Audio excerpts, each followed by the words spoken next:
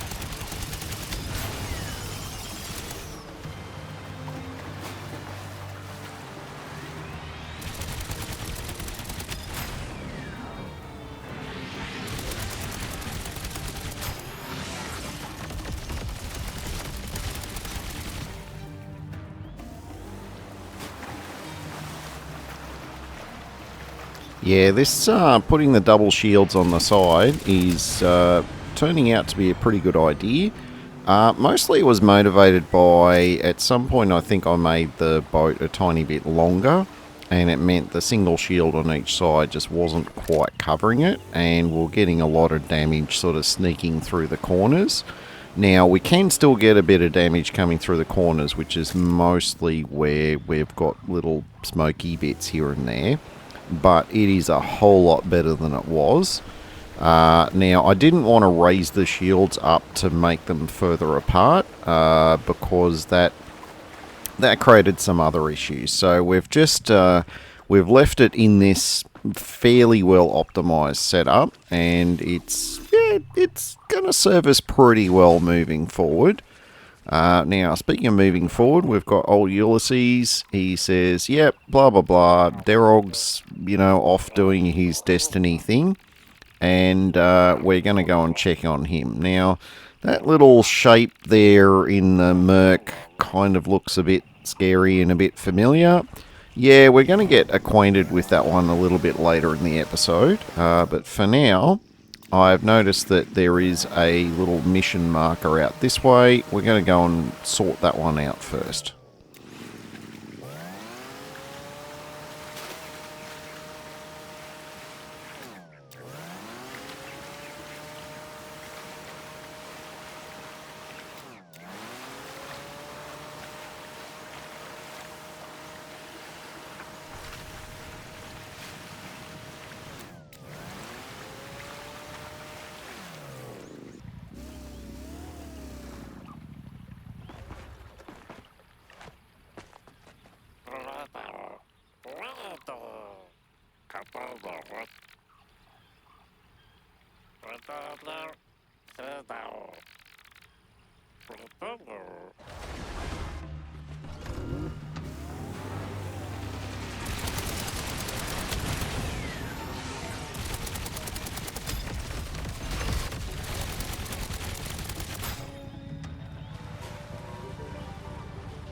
Yeah, the triple smart gun turret on the front here seems to put out enough damage that, look, it's no triple shotgun setup in terms of being able to, one-shot things very quickly up close, but as you can see in the swamp, most of the time I'm not getting, that close to things, and that was the main reason I moved away from the shotguns. But we're all good. We're pretty happy with this all set up, and the smart guns reload reasonably quickly, so I'm not seeing any big issues with those moving forward, but I'm sure, minor spoiler, I am sure that there's going to be a lot more experimentation in the future, so yeah, stay tuned for that as well.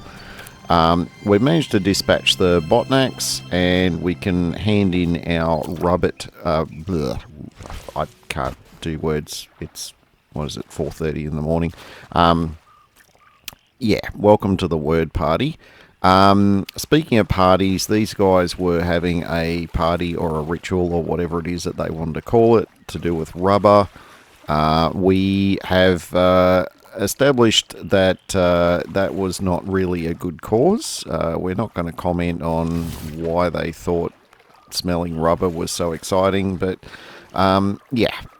we're running into a bit of a problem here with our creation. It is getting a bit stuck there on, I'm not sure, there's a rock or something in the water there that was preventing it from switching.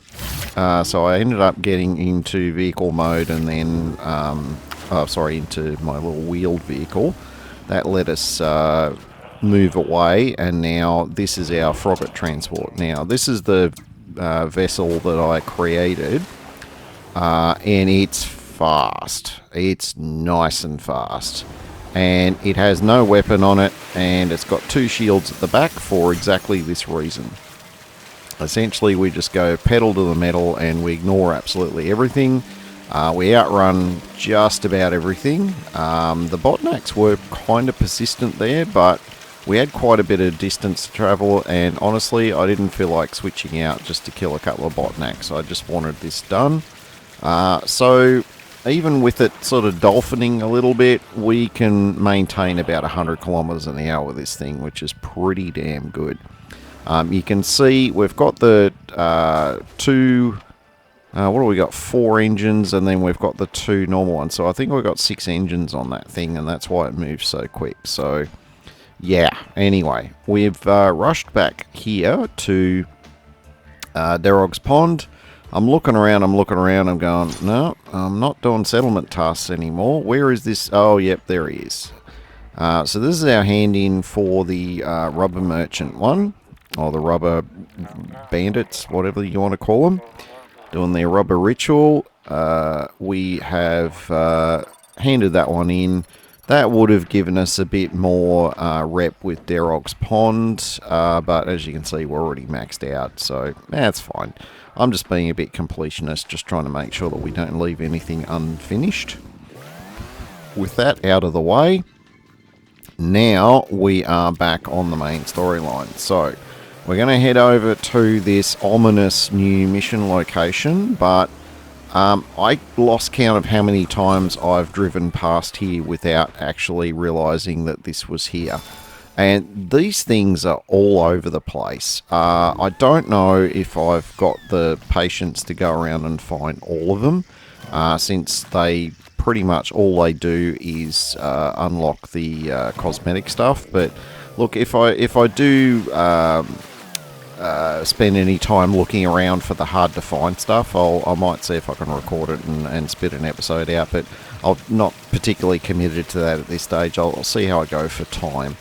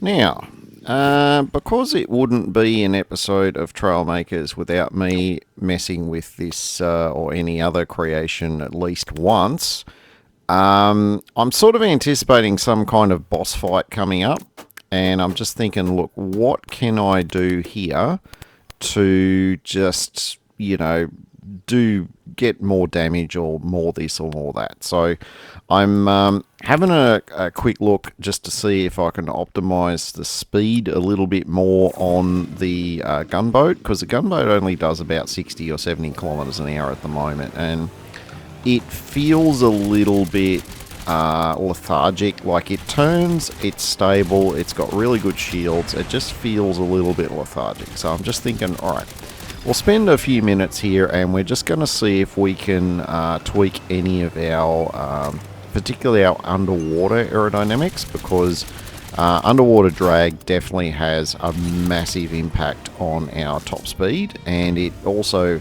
as we've discovered in previous episodes, it has quite an impact on other aspects of the boat. So what I'm electing to do here is we're making our... I'm sort of concerned that these flotation-y pod things are a little bit too close to the end of where the one shield is going to be, and we've decided to try and make us a bit more maneuverable, because it does resist turning a little bit. We're going to try and reduce our footprint a little bit here. We're trimming a little bit off the front and a little bit off the back. This is all the stuff that I'd added previously as part of just trying to make the boat a bit more stable and a bit faster. It did kind of work, but not from a speed standpoint. So I'm sort of reverting some of that back to an earlier design, just in preparation for what I believe to be a boss fight coming up. And the reason why we're going back to a single shield on each side, in addition to the one on the front and the one on the back, is to try and unlock another smart gun, which we're able to do. So we've now got 4 smart guns on the front.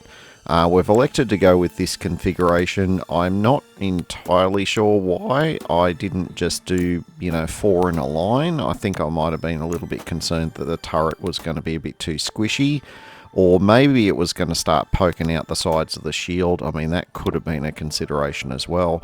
I did record this session on a week or two ago now. I've sort of gotten a bit behind in my editing once again. So I don't remember what the exact motivation was at the time, but yeah, we ended up doing this little vertical thing, and we're still doing some tweaks. We've realised that when we shoot over the side, we're at risk there of hitting our own sort of pontoon. So I've identified that we need to elevate this turret a bit. Alright, now we're sticking up enough. This should not be a problem. The modifications to the length of the boat does appear to be helping a bit with our manoeuvrability, which is important. I'm just super concerned because on initial views of where this, this potential boss fight could be, it looks really small. Like, it doesn't look like a boss area at all. But I just feel like there is some, big combat coming up. So I'm just trying to do absolutely everything I can. Minor spoiler, all of this is massive overkill, but anyway, I'm trying to do everything I can to just, whatever optimizations I think I can apply to this boat, I'm just trying to do it now.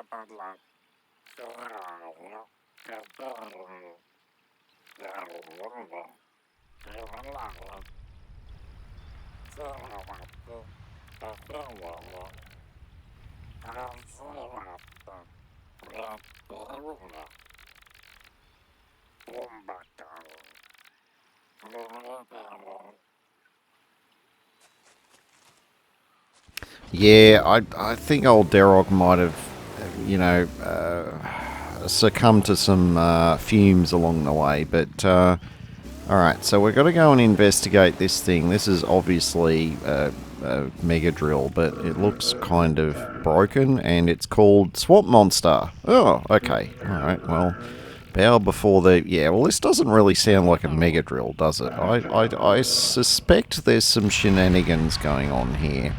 And of course, whenever there's shenanigans, things just, you know, they just go wrong. So, here we are.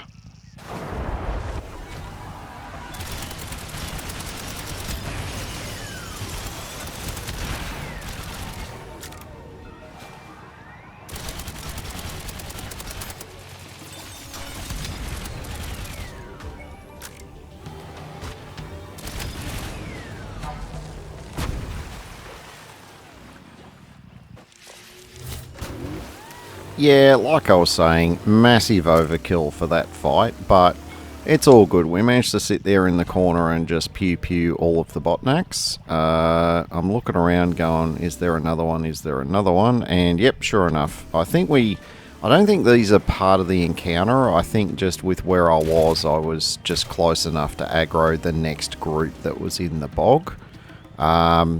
We'll get rid of these guys and then we'll have another chat with old Derog and see what's going on.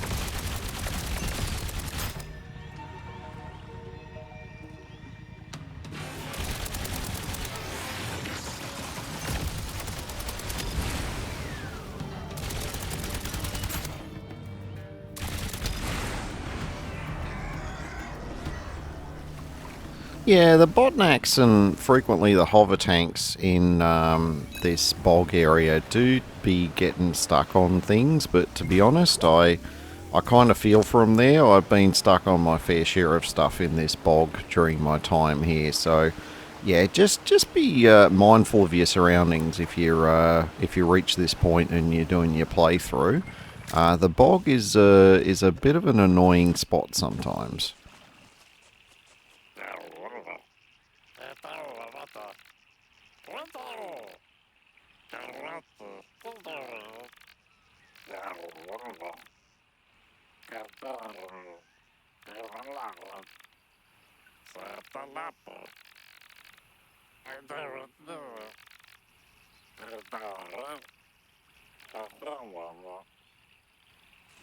Alright, so the mischievous little sausage is called Tricky.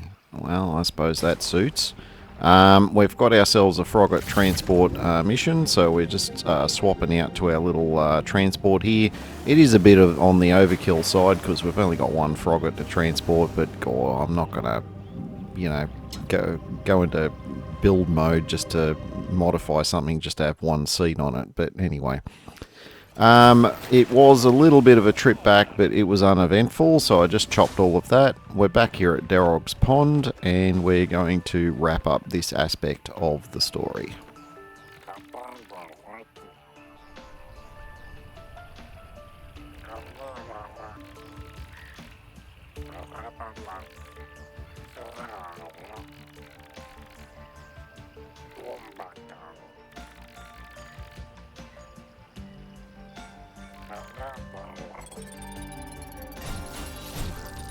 And we managed to hit another level. Woohoo! And that's new blocks and new missions. And a new location. So, old Derog here wants us to go and check out Cousin Benji out in Understump. So, it looks like we've got ourselves...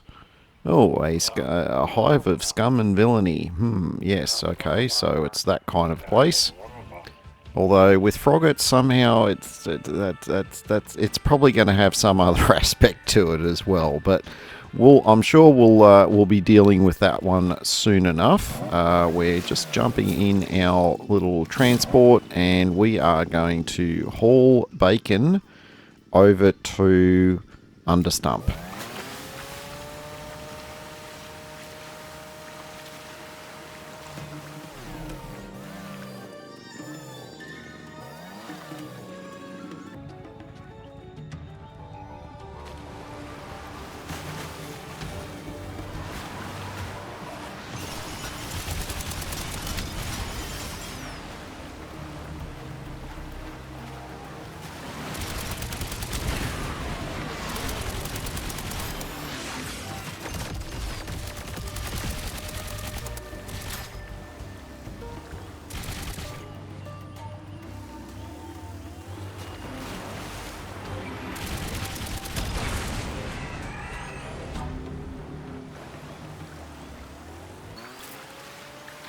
Yeah, the bog is pretty bad for the amount of botnacks you come across. And some of them hit pretty hard. You're going to need to be reasonably careful.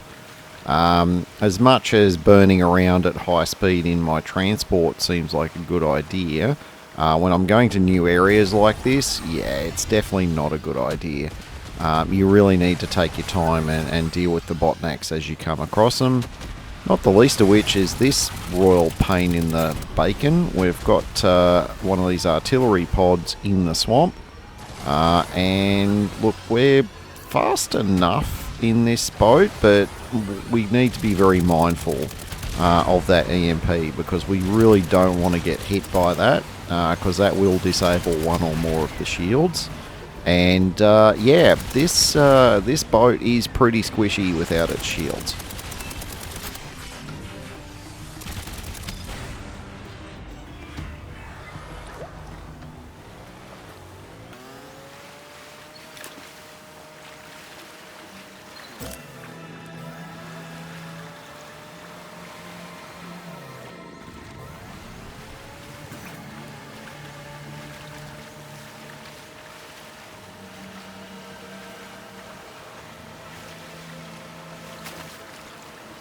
Yeah, looking around pretty intently there, because it had been a full 30 seconds without being attacked by a botnack, so I was a bit worried that I'd aggroed some and they just hadn't shown up yet, but no, I guess that's just that particular part of the bog. They've got less botnacks there for whatever reason, so definitely not complaining. It's allowed us to get to Understump reasonably unmolested. And we're just going to check in with the locals and see what the dealio is.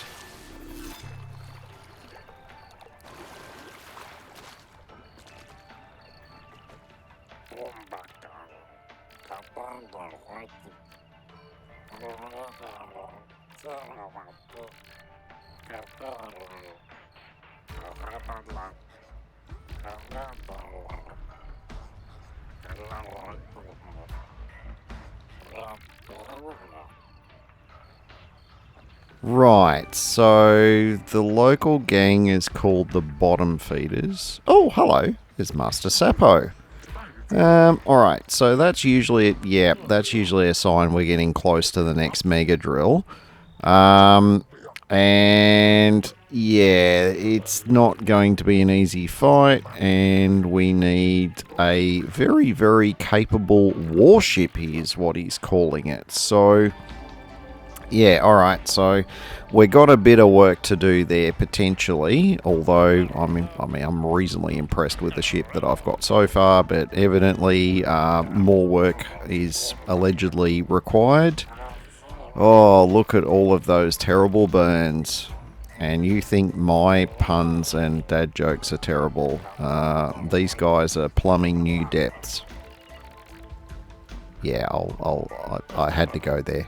Sorry about that.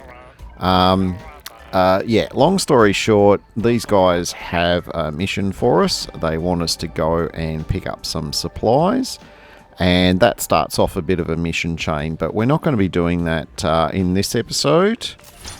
We are going to be handing in a few of these settlement tasks just to see if we can get ourselves a an easy power core, and sure enough, boom, there we are. That first power core unlocks always nice and quick and easy.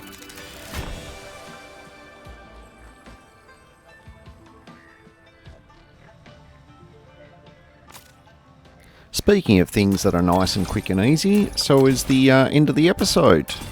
It is also nice and quick and easy. So if you've enjoyed it, don't forget to give me a thumbs up and to consider subscribing if you're not already subscribed.